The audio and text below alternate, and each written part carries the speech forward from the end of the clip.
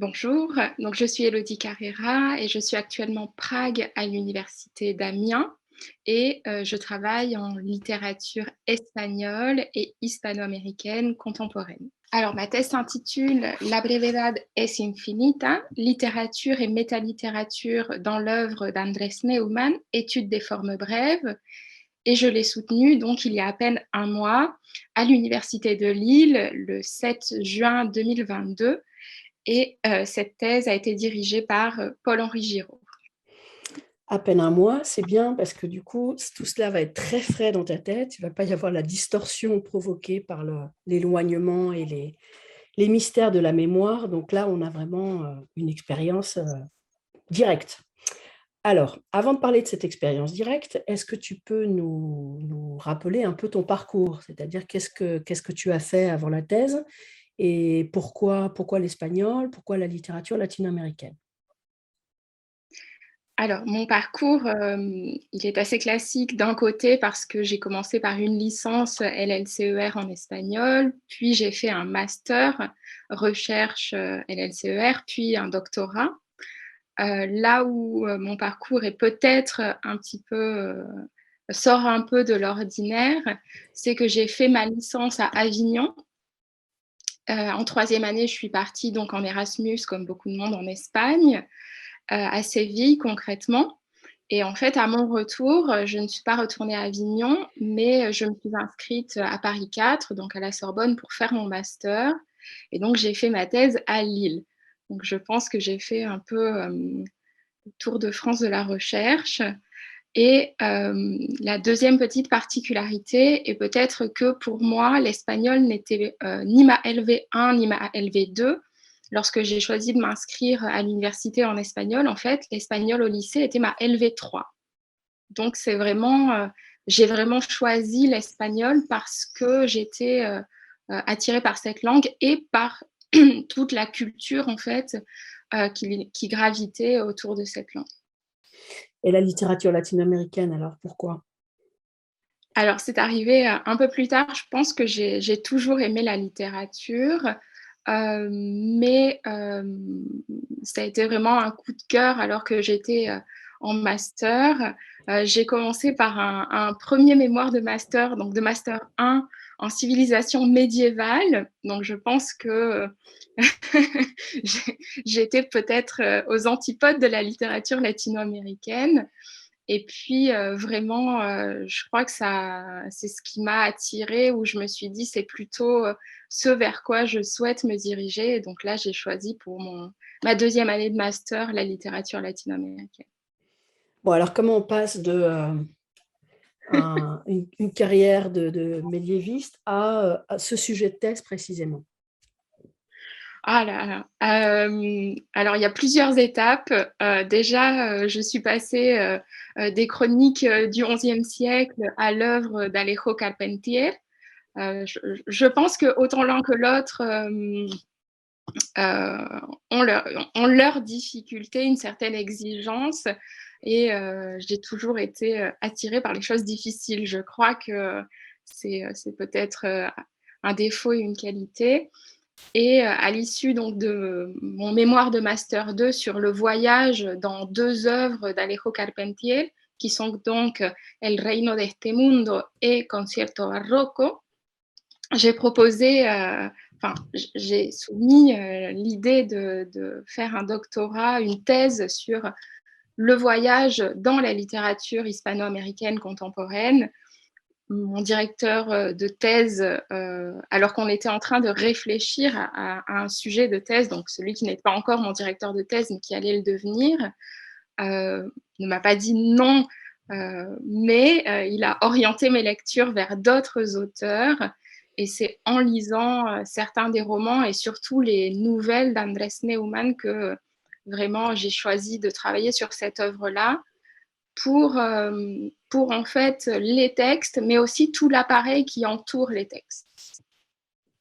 Alors, mais tu dis, voilà, quand il m'a donné des lectures, ce qui est très, très malin de sa part, une façon très Mhm. diplomate qui lui ressemble, de te détourner d'un sujet qu'il pensait, là, pour le coup, vraiment trop difficile pour une thèse. Alors, parmi toutes les choses que tu as lues, pourquoi lui? Tu m'as dit: «D'accord, j'ai lu les romans, j'ai particulièrement aimé les nouvelles, plus tout l'appareil théorique à côté». Bon, on voit bien que ça t'excite, cette complémentarité entre tout ça.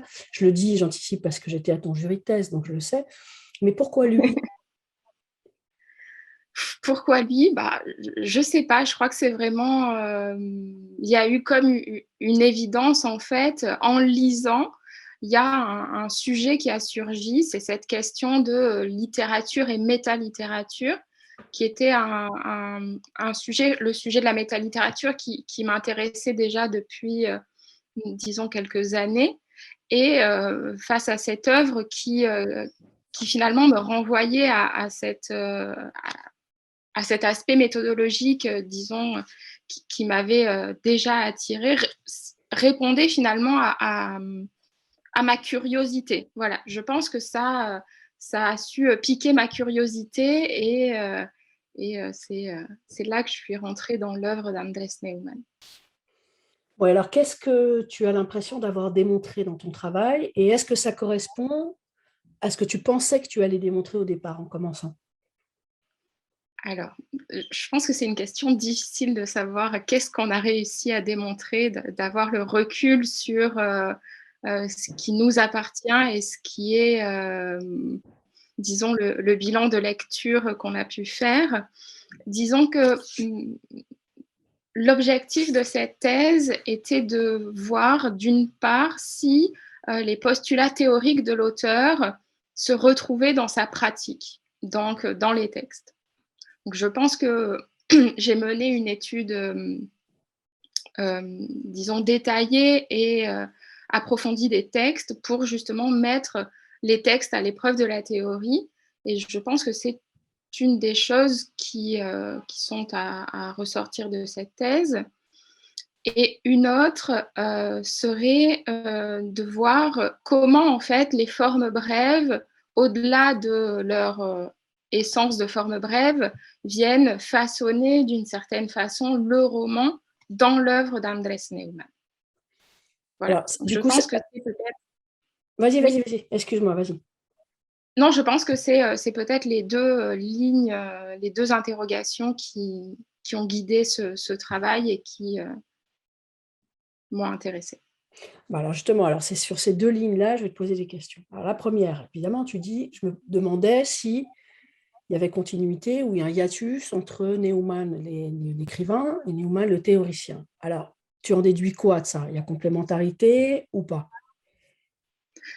Je pense que dans l'ensemble, il y a complémentarité, mais que comme toute théorie, la théorie a une tendance à la généralisation, à peut-être, la présentation de schémas, et l'écriture, n'aime pas trop les schémas. L'originalité de l'écriture, ne répond pas vraiment aux schémas. Donc effectivement, il y a des textes qui, obéissent à ces schémas, mais il y a très clairement des textes qui possèdent leur indépendance vis-à-vis de la théorie. Alors moi, ça, c'est une question que je me pose toujours. Est-ce que la théorie, elle devance le texte et le texte, d'une certaine manière, l'auteur est séduit par une théorie et puis en fait quelque chose dans ses textes? Ou est-ce qu'au contraire, la théorie, elle court derrière et elle court toujours moins vite? C'est-à-dire, tu sais, la Mmh. littérature avance, fofolle, elle invente des choses, elle trouve des moyens de contourner ce qu'on a déjà vu, ce qu'on a déjà fait. Et la théorie, derrière, elle est spectatrice, elle se contente de décrire ce qu'elle voit. Et pendant ce temps-là, la littérature a encore pris 10 kilomètres d'avance. Donc, dans le cas de Neumann, la critique précède ou pas la mise en littérature? Alors je pense que la critique, elle entoure, c'est-à-dire qu'il y a une part d'absorption des critiques, antérieures, c'est-à-dire, Neumann est un auteur qui lit beaucoup avant d'écrire.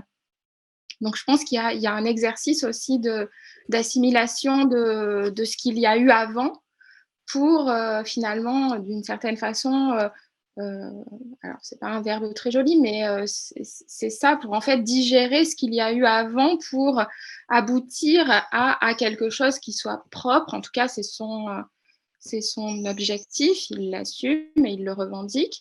Et donc la théorie que lui écrit et qu'il publie, par exemple, dans les épilogues de ses recueils de nouvelles, il la présente comme une théorie de l'écriture, pas comme une théorie, pas de préceptes, mais des post-septes.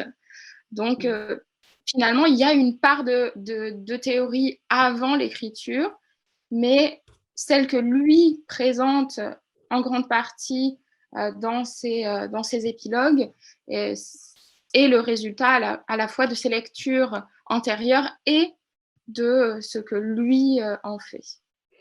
Mais alors, quand comme toi, on est monomaniaque, donc on lit tout en même temps, etc., est-ce que la proximité, la continuité entre théorie et texte littéraire, ça donne pas une impression de terrible redondance? Mais pas du tout.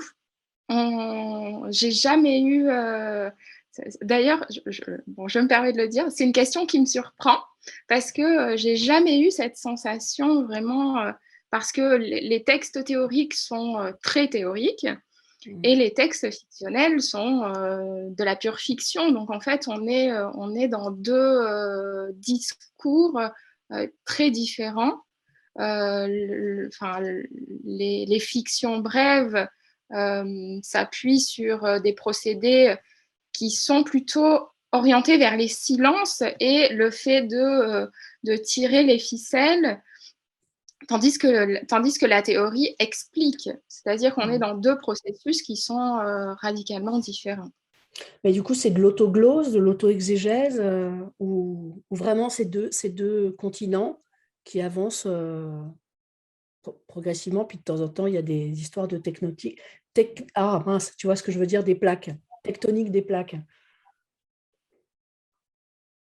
Ah, question difficile. Est-ce qu'ils avancent ensemble ou est-ce qu'ils s'entrecroisent? Tu vois, c'est la Je question, pense c'était qu'ils de savoir si avancent. c'était de l'autocritique, Mmh. et que d'une certaine manière, non pas Alors, qu'il couperait le pied à la critique comme toi, mais qu'il mmh la conditionnerait, disons, avec ces textes à côté, ou est-ce que c'est vraiment un univers à part entière? Alors, je pense qu'il est malin en ce sens-là parce qu'il ne parle pas explicitement de ces textes. Lorsqu'il écrit sa théorie se veut euh, alors objectif, je ne sais pas si c'est le terme, mais en tout cas, il ne parle jamais de ces textes à proprement parler. Il Mm. parle de la nouvelle en général, de la nouvelle moderne, de la nouvelle post-moderne, de la microfiction. Donc, on n'a pas la sensation que c'est de l'auto-critique, mais bien évidemment que il s'appuie sur sa pratique personnelle pour aboutir à cette critique qui se veut quand même dépasser son seul cas personnel. Et alors toi, quand tu fais de la critique de cet auteur, comment est-ce que Mmh. tu fais pour ne pas être sous influence? Ah, c'est terriblement difficile. C'est terriblement difficile pour ne pas être sous l'influence. Il faut aller lire d'autres critiques pour voir si en fait ce que dit l'auteur lui appartient déjà, pour savoir si il se base ou il se fonde plutôt sur des critiques antérieures et voir dans finalement les prises de position qu'on rencontre au détour de certaines phrases ou de certains paragraphes surgir son avis personnel. Mais évidemment, il faut s'entourer de lectures critiques au-delà de son auteur pour ne pas justement se laisser happer par le discours de l'auteur. Ah oui, oui, ça j'imagine, ça devait être un sacré défi. Et alors, t'inquiète pas, je te fais pas refaire ta soutenance, hein, mais comme c'est un auteur que j'aime bien aussi, et puis tu en parles très bien, j'ai des curiosités, forcément, fallait t'y attendre. Tu as dit, il a principalement, sa théorie, c'est une théorie de l'écriture. Bon, alors pour qui ne connaîtrait pas Neumann, ou alors le connaîtrait le romancier, mais pas le théoricien, est-ce que tu peux expliquer en quelques phrases en quoi consiste la théorie de l'écriture de Neumann? Alors, en quelques phrases, parce que comme il la développe sur plusieurs recueils et donc sur plus d'une décennie, disons que ces postulats premiers sont plus tout à fait ceux de la fin. Mais pour généraliser, sa théorie, en fait, il reprend une théorie qui est disons, assumée par la critique depuis de très nombreuses années déjà, qui est la caducité de la théorie des genres, de ne plus segmenter les écrits selon leur genre d'appartenance, mais de les lire et de les observer finalement à partir de ce que lui nomme une théorie des procédés, donc una teoría de los procedimientos, qui supposerait en fait d'aller chercher dans le texte quel procédé serait significatif de la microfiction, du roman ou du genre poétique. Là où les choses se corsent un petit peu, c'est qu'il reconnaît quand même lui-même que certains procédés sont communs en fait à certains genres. Par exemple, la densité, la condensation, ce sont des choses qu'on retrouve tant du point de vue de la microfiction que de certains poèmes. Donc, la question serait de savoir comment on articule cette théorie des procédés avec les phénomènes de contamination en fait entre les différents genres. Je dois dire que là, c'est un point de la recherche qui reste à approfondir et à explorer. Bon, alors du coup, je saute sur l'autre volet, parce que tu as dit que tu avais 2 volets. Et le deuxième volet, c'était le rapport entre les formes brèves et le roman. Alors, pour les auteurs, alors j'allais dire en général, en tout cas très souvent, moi je pense notamment au mien, parce que tu vois, tu as ton auteur, moi j'ai le mien. Ah, ça, c'est des dérives de critiques, on s'approprie les auteurs et les textes. Moi, c'est García Márquez, tu le sais. Bon, pour lui, les nouvelles, c'était des espèces de laboratoires pour expérimenter des mécanismes d'écriture, des personnages, des situations, enfin, bref, le fameux personnel du roman. Et donc, ça subordonne quand même les nouvelles au roman, le roman étant la forme noble, l'aboutissement, etc. Donc, qu'en est-il chez Neumann? Est-ce que c'est une étape préalable au bénéfice de le beau, magnifique roman, ou c'est pas le même type de rapport? Alors, je crois que Neumann a un rapport ambivalent par rapport au roman, c'est-à-dire qu'il affirme l'égalité en fait de la nouvelle et du roman. Il n'y aurait pas, selon lui, un genre qui serait plus noble que les autres. Et justement, le travail de l'auteur serait de viser en fait la qualité du texte, quel que soit le genre auquel il appartient. Donc, de chercher vraiment, d'être exigeant dans tous les genres. Après, il emploie, alors il reprend cette idée de la nouvelle comme laboratoire, mais il ne l'assume pas en tant que telle parce que il ne veut pas que l'on voit la nouvelle justement comme une antichambre du roman, comme quelque chose qui serait préparatoire au roman. Mais dans les faits, quand on analyse en fait certaines nouvelles, on retrouve en amont de certains romans des stratégies narratives qu'on va retrouver ensuite dans le roman. Donc, il met quand même un petit peu à l'épreuve du texte certaines stratégies qu'ensuite il reprend. Mais ça ne veut pas dire, en effet, que ces nouvelles-là, qui anticipent ce qui viendra après dans le roman, soient des objets littéraires de moindre qualité. Au contraire, ce sont toujours des textes très exigeants, très travaillés, et j'aurais plutôt tendance à dire que par là, en fait, les nouvelles sont plus novatrices que les romans, puisqu'elles annoncent déjà des choses qui vont arriver ensuite.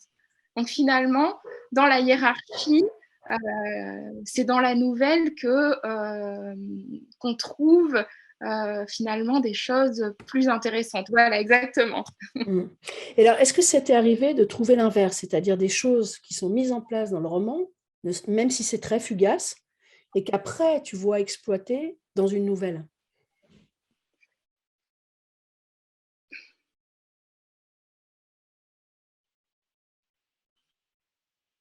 Alors, ça serait peut-être le cas avec Bariloche, qui est donc le premier roman de Neumann qu'il publie en 1999 alors qu'il a 22 ans. C'est son premier roman. Et effectivement, ça serait une question à explorer, d'aller voir dans quelle mesure. Mais en fait, les stratégies qu'on trouve dans Bariloche, on les trouve en grande partie déjà dans El que espera, qui est un recueil de nouvelles qui est publié plus ou moins à la même période. Donc, je pense qu'il y a comme ça, en fait, plus que des livres, chez Neumann, il y a des phases d'écriture, et dans ces phases d'écriture, on peut rassembler différents ouvrages. Bon, alors là encore, question, quelqu'un qui ne l'aurait pas lu, tu Mhm. conseillerais de commencer par quoi? Donne-nous, alors peu importe que ce soit un titre de nouvelle, un titre de roman, dites alors vraiment la bonne entrée dans cette œuvre-là, c'est…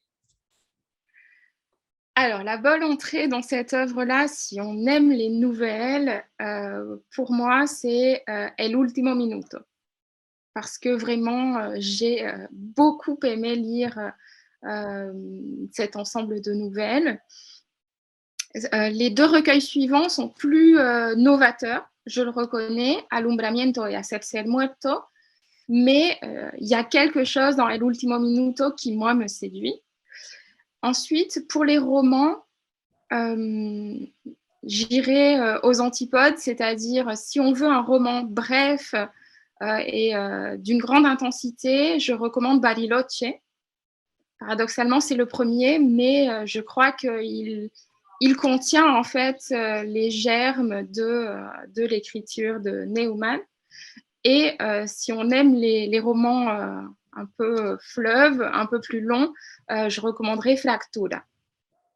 Voilà. On en prend bonne note. Et si on aime la poésie, Ah oui. si on aime la poésie, je recommande Vivir de Oído. C'est quelle date? Vivir de Oído, c'est, si je ne me trompe pas, je prends le risque de dire une bêtise, 2018. D'accord, de toute façon, t'inquiète pas, à quelques, si c'est 2 ou 3 ans près, ça ira. D'accord. Bon, alors, mis à part ton directeur de thèse qui intelligemment t'a mis vers le sujet de ta vie, là, c'est pas la novella de mi vida, c'est le tema de tu vida. Est-ce qu'il y a eu d'autres gens qui ont une influence importante dans ce parcours de la thèse? Alors, il y a une amie, quelqu'un qui est maintenant une amie depuis de longue date, qui est Victoria Famin, qui est aujourd'hui maître de conférence à Lyon 2, mais que j'ai rencontrée il y a une dizaine d'années alors qu'on préparait ensemble l'agrégation. Et voilà, donc c'est quelqu'un avec qui j'ai beaucoup discuté de la thèse tout au long de ces années parce qu'elle avait fini sa thèse avant de passer l'agrégation. Donc, elle avait déjà cette expérience-là. Elle avait un bagage, puisqu'elle a fait une thèse en littérature française et comparée. Donc, elle avait cette connaissance de la thèse. Et on avait une relation aussi amicale qui me permettait finalement d'échanger avec elle sans avoir les craintes que je pourrais avoir à poser certaines questions, par exemple, à mon directeur de thèse. Donc, c'est quelqu'un qui m'a beaucoup aidée et je pense qu'elle a relu une bonne moitié de ma thèse. Donc, ne serait-ce que pour ça, je lui dois un grand merci. C'est vrai que c'est précieux d'avoir quelqu'un de confiance et qui peut relire, ça rassure beaucoup. Bon, quelles sont les principales difficultés que tu as rencontrées pendant cette thèse, qu'elles soient liées aux spécificités de ton sujet ou des difficultés générales, et puis quelles sont les solutions que tu as trouvées pour les dépasser? Alors, les deux principales difficultés que j'ai rencontrées, la première des deux, la première serait la gestion du temps. C'est-à-dire que j'ai commencé ma thèse en étant enseignante dans le secondaire, puis j'ai eu un poste d'ATER et finalement un poste de Prague. Donc, c'est des postes qui m'ont exigé beaucoup de temps de travail et qui parfois me laissaient très peu de temps pour travailler la thèse. Donc, j'avoue que arriver à gérer en fait les exigences d'un travail à temps plein plus une thèse a été un véritable défi. Je crois que le mot n'est pas excessif. Et la deuxième difficulté a été, au moment de l'écriture, de travailler justement sur les textes théoriques parce qu'il était parfois difficile justement d'avoir la distance suffisante pour arriver à appréhender les textes théoriques et à écrire dessus. Il m'a fallu parfois les laisser reposer longtemps avant d'arriver à trouver l'angle d'écriture qui me permettait d'avoir justement cette indépendance vis-à-vis de la théorie et de ne pas tomber simplement dans la redite de la théorie de l'auteur. Voilà, donc ce sont les deux difficultés principales. Bon, alors, il y a un mois arrive la soutenance. Alors, qui étaient les professeurs qui composaient ton jury? Alors, je prends ma thèse et dans l'ordre alphabétique, il y avait donc Raoul Kaplan, qui est donc professeur à l'Université de Grenoble-Alpes, mon directeur de thèse, Paul-Henri Giraud, qui est professeur à l'Université de Lille. Il y a donc vous, Caroline Lepage, qui êtes professeure à l'Université de Paris-Nanterre. Il y avait aussi Francisca Noguerol Jiménez, qui est professeure à l'Université de Salamanque, Nuria Rodríguez Lázaro, qui est professeure à l'Université de Bordeaux, et finalement Graciela Villanueva, qui est professeure à l'Université Paris-Est Créteil. Bon, et quel souvenir est-ce que tu gardes de cette journée? Je crois que je garde un souvenir très étrange. J'ai l'impression que c'était pas moi. Quelque chose d'assez nébuleux, un peu flou. Ça a duré quand même 4 heures et j'ai l'impression que c'est passé très très vite. Alors c'est un peu étrange à dire. Peut-être que ça rassurera certains doctorants. Les 4 heures peuvent faire peur, mais en fait non. On est happé en fait par tout ce qu'on nous dit, par les apports qu'on reçoit, par les commentaires qui nous sont faits. Et vraiment, ça passe à une vitesse folle. Bon, et alors, la question suivante, normalement, c'est dans quelle mesure est-ce que l'enseignante et la chercheuse que tu es continuent d'être influencées par ce travail? Donc là, je vais l'inverser. Je vais dire, dans quelle mesure est-ce que ces années où tu as été à TER, Prague, etc., ton enseignement en a été nourri? Alors, c'est pas est-ce que tu as travaillé sur Neumann avec tes étudiants? Peut-être, mais c'est surtout comment est-ce qu'on enseigne en même temps qu'on prépare une thèse? Est-ce que c'est des vases communicants ou est-ce qu'au contraire, il y avait la Élodie qui faisait sa thèse et l'autre, la prof, point? Alors, il y a dans ma thèse des résurgences des cours que j'ai préparés pendant ces années-là. Par exemple, je crois que l'exemple le plus emblématique, c'est un cours de préparation au CAPES que j'ai préparé lorsque j'étais à TER à Poitiers sur Ficciones de Borges. Et je crois que si je regarde l'index des noms à la fin de la thèse, Borges, c'est très clairement le nom qui est le plus cité. Donc, il est sous-jacent à de très nombreux endroits. Et le fait de préparer un cours sur Borges a effectivement participé à nourrir la thèse. Il y a aussi un poème, enfin un sonnet de Neumann, qui est un hommage et une réécriture d'un sonnet de César Vallejo. Et j'ai également préparé un cours sur César Vallejo pour la préparation au CAPES à l'Université de Poitiers. Donc finalement, ces cours, ils ont nourri la thèse et ils n'ont pas complètement... ils n'ont pas complètement éclipsé la thèse, ils l'ont aussi nourrie. Oui, en plus, là, c'est vraiment formidable que tu aies eu à travailler très attentivement, parce que quand on fait un cours de MEF, de CAPES, on regarde très attentivement, ne serait-ce que pour avec un auteur tellement exigeant, il faut être capable de l'expliquer aux étudiants. C'était bien que tu aies eu à faire ça en même temps que tu lançais ta thèse. C'était une belle rencontre, parce que Borges, il est très important pour Neumann. Donc, alors, est-ce que depuis un mois, tu as rangé tout ça dans une bibliothèque et tu verras plus tard, ou est-ce que tu as déjà relu ta thèse?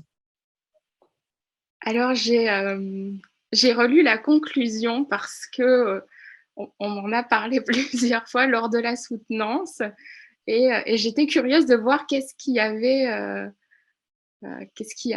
tant plu. Je crois que j'ai l'impression parfois qu'on écrit certaines choses sans se rendre trop compte et j'étais curieuse de voir ce que les autres avaient vu dans cette conclusion. Voilà.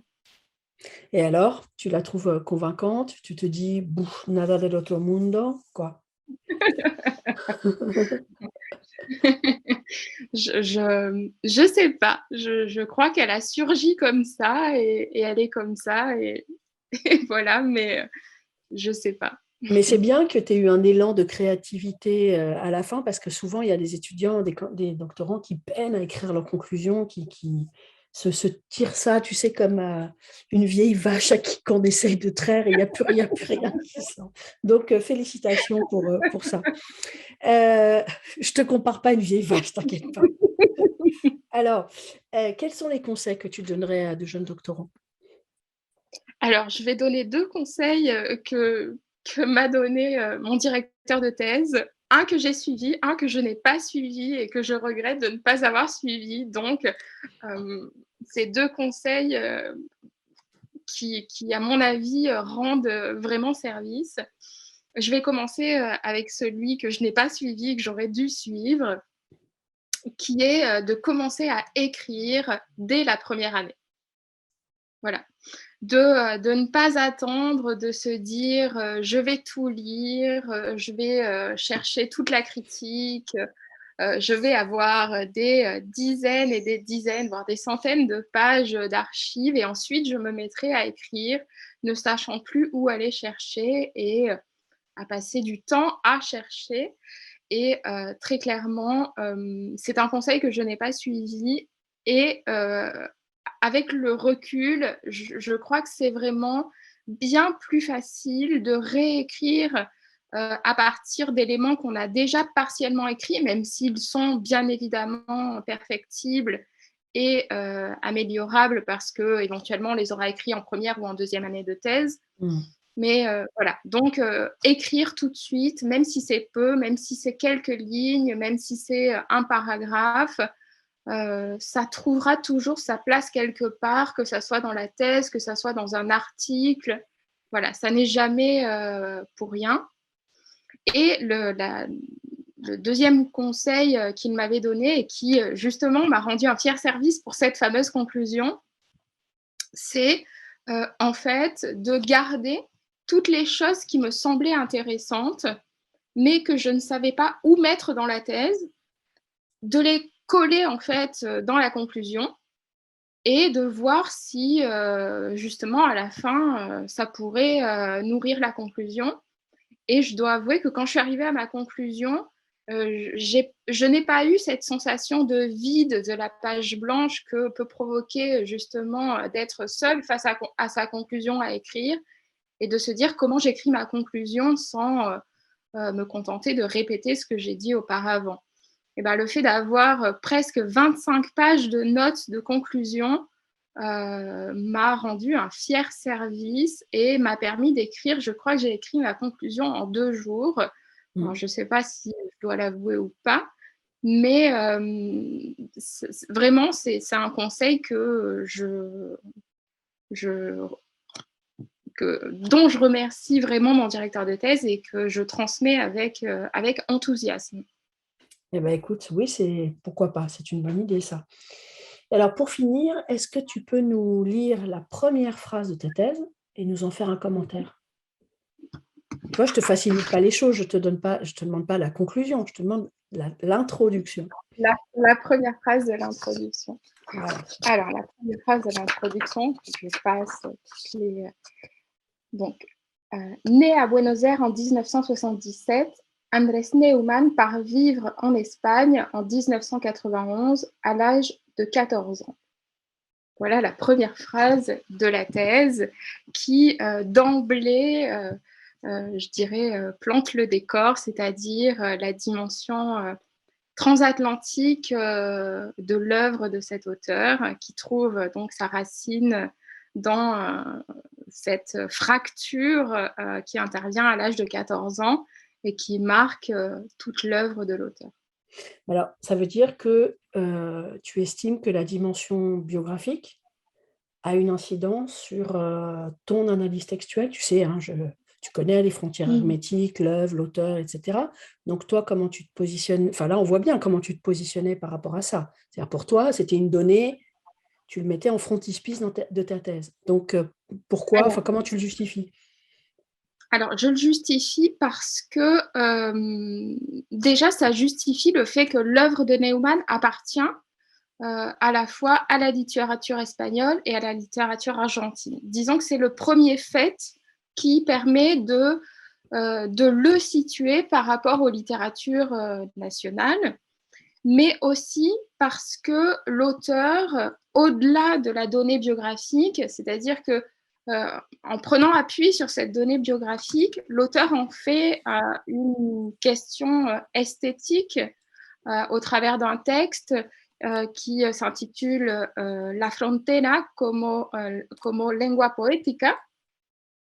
Et donc, il y a, comme ça, quelque chose qui est de l'ordre de l'esthétique, mais aussi, il faut l'avouer, de la mythologie personnelle de l'auteur, qui naît, de cette donnée biographique. Donc ce n'est pas le biographique pour le biographique, mais c'est, qu'est-ce qu'on en fait ensuite, comme, comme, point de départ, d'une esthétique, d'une poétique, d'une écriture Et d'une théorie? et d'une théorie, tout à fait. Bah, écoute, ça me semble bien justifié pour, clouer le bec des ronchons qui estiment que non, décidément, l'auteur, parasite l'analyse textuelle. Donc je te remercie beaucoup Élodie pour cet entretien et puis globalement d'avoir accepté de participer au projet Ma thèse et moi. Bah, c'est moi, qui, vous remercie, de m'avoir proposé de participer à ce projet.